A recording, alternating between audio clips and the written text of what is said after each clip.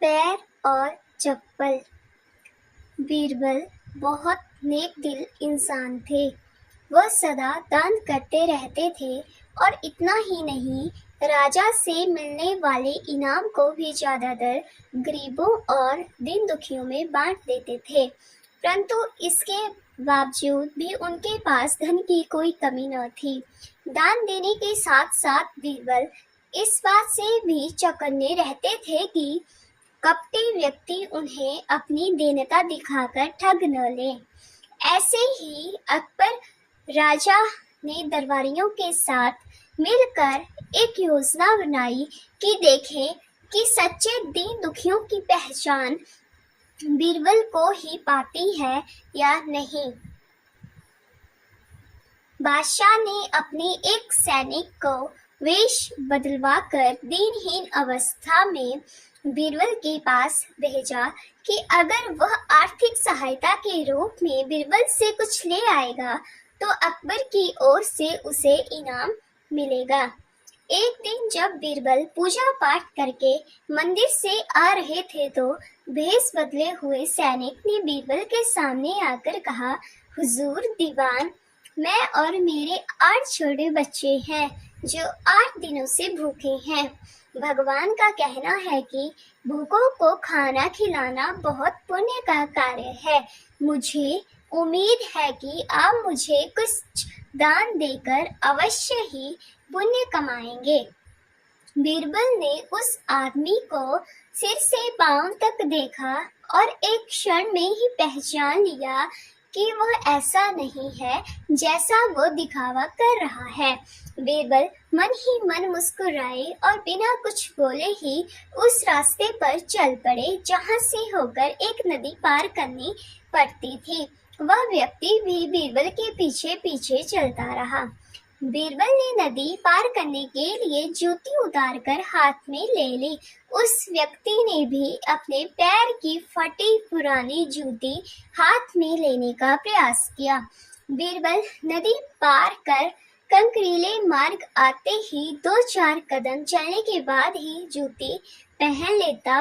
बीरबल यह बात भी गौर कर चुके थे कि नदी पार करते समय उसका पैर धुलने के कारण वह व्यक्ति और भी साफ सुथरा, चिकना, मुलायम, गोरी चमड़ी का दिखने लगा था। इसलिए वह मुलायम पैरों से कंकरीले मार्ग पर नहीं चल सकता था। दीवान जी, दीन दहीन की पुकार आपने सुनी नहीं? पीछे आ रहे व्यक्ति ने कहा। बीरबल बोले, जो मुझे पापी बनाए मैं उसकी पुकार कैसे सुन सकता हूँ? क्या कहा? क्या आप मेरी सहायता करके पापी बन जाएंगे? हाँ, वो इसलिए कि शास्त्रों में लिखा है कि बच्चे का जन्म होने से पहले ही भगवान उसके भोजन का प्रबंध करते हुए उसकी माँ के स्तनों में दूध दे देता है, उसके लिए भोजन की व्यवस्था भी कर देता है।